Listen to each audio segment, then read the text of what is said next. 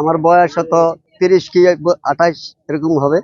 যাই হোক, এখানে আমরা গোসল করছি এককালে, এটা নদী ছিল, ঠিক আছে। এই বট গাছটার গোড়ায় আমরা বট গাছটা হয় না এই সময় আর কি, এখানে একটা খাজুর গাছ ছিল, ওই খাজুর গাছের থেকে বট গাছটার জ্বর হয়েছে, এই জ্বরের থেকে বড় করে ছড়াইছে। এখানে আমরা অনেকদিন গোসল করছি, নদীটা ছিল এখান দিয়ে, ঠিক আছে। কারণ পোলা পানি না দেখলে গেছে, আমরা তো দেখছি, আমরা তার এত মুরব্বী হই নাই, তারপরে মনে করেন এই গাছটা এরকম একটা সৌন্দর্য হয়েছে।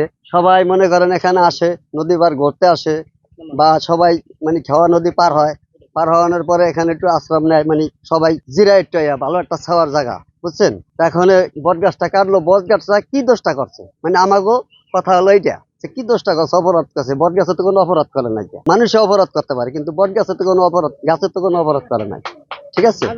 এই কারণে আপনাকে কাছে আমরা যা সত্য বলছি, মানে কোনো মিথ্যা বলি নাকি। বান্ডেল থাকলে প্রতি সেনমানিতে টাকা বাঁচবে। বিকাশ সেনমানি বান্ডেল কিনে জিতুন প্রতি লেনদেনে। আমরা ছোটবেলা থেকে এই গাছটা দেখতেছি, বিভিন্ন দেশের থেকে লোকজন আসে, আইসে এখানে অবস্থান করে, তারা ছায়া নেয়। এই যে আমাদের একটা নদী আছে, এই নদীতে খাওয়া পার হয়, এই লোকগুলা যখন একটু বৃষ্টি নামে এই জায়গায় তারা অবস্থান নেয়, এবং কি রোদ থাকলেও তারা অবস্থান এই জায়গাটাই নেয়। এই দেখেন ধারের কাছে কিন্তু কোনো গাছগাছলা নাই, শুধু এই বট গাছটাই আছে। এরা কি জন্য কাটলো, কি কারণে কাটলো তা জানি না। আমি একদিন এই বটতলা আইছি, একটা লোক আসছে, আসার পরে আমি এখানে আসছি পারে এক মুন্সি এসে আমার অনেক আবল তাবল কইছে। পরপর আমি বলছি যে তুমি যে ইসলাম নিয়ে এত কথা বলো, তাহলে আমার যে ছবিটা তুলতেছে ওইটা বেদায়েত না? এটা বেদায়েত তো। তুমি তো আমার মা না, বাপ না, ভাই না, কোন আত্মীয় স্বজন না, তুমি কেন আমার ছবি তুলকে নিতে আসো? এরকম ধরনের কথা বলছি। তারা আবল তাবল কথা বলছে, না পারায় আমি এখান থেকে চলে গেছি গা। এগোর সাথে পারা যায় না কেন, এই কোনো কথা বলতে হইলে না কেন জীবনটা এই বাপের কেলকে হারানো লাগে। এরকম ভয়াবহ চলতেছে আমাদের দেশে এখন, কোনো কথা বলাই যায় না। কথা বলতে গেলেই তারে ধরে। দেখেন আমার স্বামী নেই, আমার একটা ছেলে নাই, আমি কিন্তু অসহায় ব্যক্তি। আমার কোন সময় এরা খাইয়া ফেলাবে তার কোনো ঠিক নেই। গাছটা কেন কাটলো তারাই জানে। এটা বলে বেদায়েত, এটা বলে হারাম, এইগুলা তারা বলতেছে ইসলামিক ভাবে, তারা বলে এটা বেদায়েত। এটা কি মানুষ কি ছায়া নেওয়া কি বেদায়েত? আমি এইটা বুঝলাম না কিছু, যে ছায়া নেওয়াটা বেদায়েত, এখানে এসে একটু জিরানো বেদায়েত। এই যে আমরা গরু গোসল পারি, এখানে কিন্তু আইনা বান্ধি কেন? ছায়া নেওয়ার জন্য এই জায়গাটা, এই জায়গা।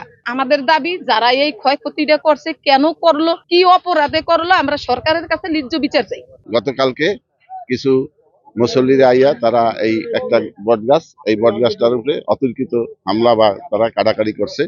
পরে মালিকানাগো খোঁজ করিয়া মালিকগো 1500 টাকা দিয়ে বলছে যে আমরা মাদ্রাসার জালতি হিসাবে এই কাঠ নিব, কিন্তু আসলে ওটা ভুয়া।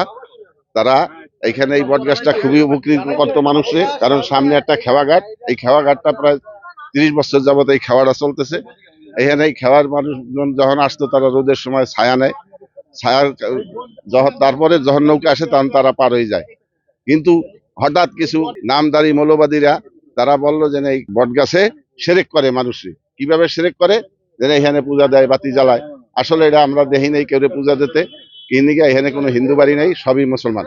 তাই এইখানে তারা এই ফতুয়াটা দিয়ে তারা এই গাছটারে অতর্কিত ভাবে কালকে মালিকরে হালকা পাতলা কিছু টাকা দিয়েছে, মাদ্রাসার কথা কয়ে যে আমরা জালতি নিব কইয়া আইয়েই আবার ডাল গাছ ঘোড়াগাড়ি সব কাটিয়া এই যে আজকে দেয় না, আর আসে নাই। তারা এটারে নান্ডবন্ড করিয়া এখন আমরা এই দেশের মানুষ খুব আতঙ্কিত আছি।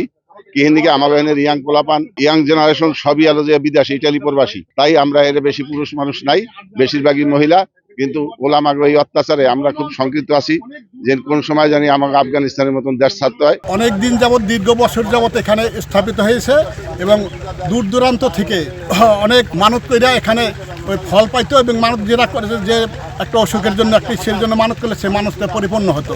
এখানে এই বট গাছের গোড়ে বেড়ারা সিন্নি দিত এবং মোমবাতি জ্বালাইতো, আগরবাতি জ্বালাইতো, বিভিন্ন দিক দিয়ে এখানে ধর্মীয় কাজের জন্যই এটা এলাকার গণ্যমান্য এলাকা এবং বিভিন্ন এলাকার অত বড় অঞ্চলের লোকজন এখানে করতো। এখানে সেই জায়গায় এখানে কিছু আলেম সমাজে, ভণ্ড আলেম সম্প্রদায়ের লোকেরা তারা এই বট গাছটা কেটেছে।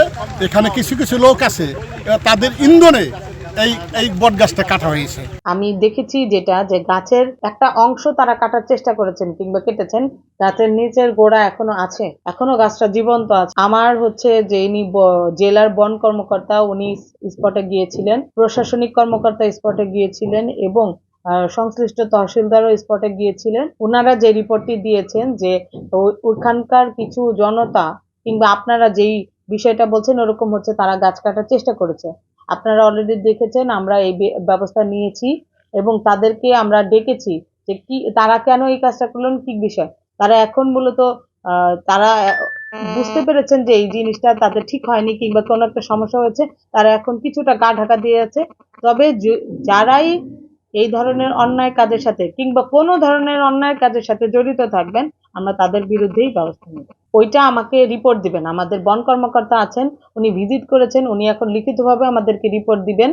সেই সংশ্লিষ্ট যে প্রশাসনিক কর্মকর্তা উনিও আমাদের লিখিত রিপোর্ট দিবেন যে গাছটা ব্যক্তি মালিকানাধীন এলাকায়, সরকারি জায়গায় গাছটি নয়। এটি একটা ফ্যাক্টর হিসেবে কাজ করেছে যে যার ব্যক্তি মালিকানায় গাছটি তিনিও হচ্ছে এটার সাথে জড়িত কিনা আমরা আসলে তদন্ত করে দেখব যে যার ব্যক্তি মালিকানায় গাছ তিনি কি গাছ কাটার সাথে জড়িত কিনা কিংবা তার কোনো ইনফ্লুয়েন্স আছে কিনা, কারা এইটার সাথে জড়িত পুরোটা বিষয় ওনারা আমাদেরকে রিপোর্ট দিলে আমরা একদম যার কিংবা যারা কোনো অপরাধের সাথে জড়িত তাদের বিরুদ্ধে কঠোর ব্যবস্থা নেওয়া হবে।